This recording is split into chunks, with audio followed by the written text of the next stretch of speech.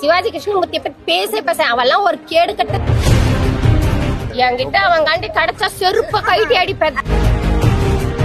இப்போ அவருக்கும் அவங்க வீட்டுல இருக்கிற பொண்ணுங்களுக்கும் ஸ்டாலினை பிடிக்கும், உதயநிதியை பிடிக்கும், எல்லாரையும் பிடிக்கும்ல. அவங்க பொண்டாட்டி பிள்ளைங்களை எல்லாம் அனுப்பிதான் அவரு சாப்பிடுறாரு. ஆமாங்க, அவருடைய வேலையே அதுதான். எங்க விஜயண்ணாவை தவிர வேற எவனும் உட்காரவே முடியாது. அந்த கனிமொழிக்க சேர்த்துதான் சொல்றேன்.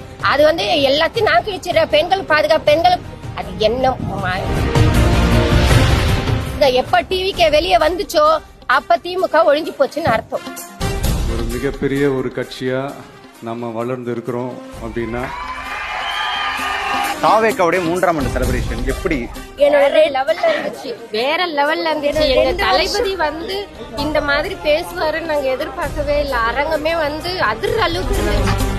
விசில் சின்னம் போகாத ஊரே இல்லை.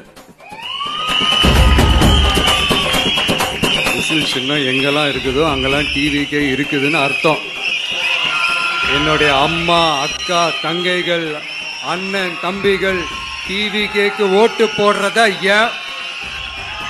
யாராலையும் தடுக்க முடியாது.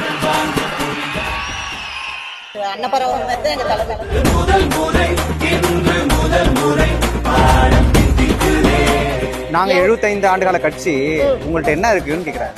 எங்க கிட்ட மக்கள் ஜனம் இருக்கு, மக்கள் சக்தி இருக்குது. அவங்க கிட்ட என்ன இருக்கு? கண்டிப்பா எங்க தளபதி இவ்வளோ எங்களுக்காக பாடுபடுறாரு.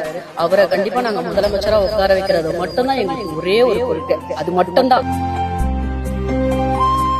தளபதி நீங்க எதுக்கும் கலங்காதீங்க, நாங்க இருக்கோம். நாங்க கண்டிப்பா உங்களை 2026 முதலமைச்சரா உட்கார வைப்போம்.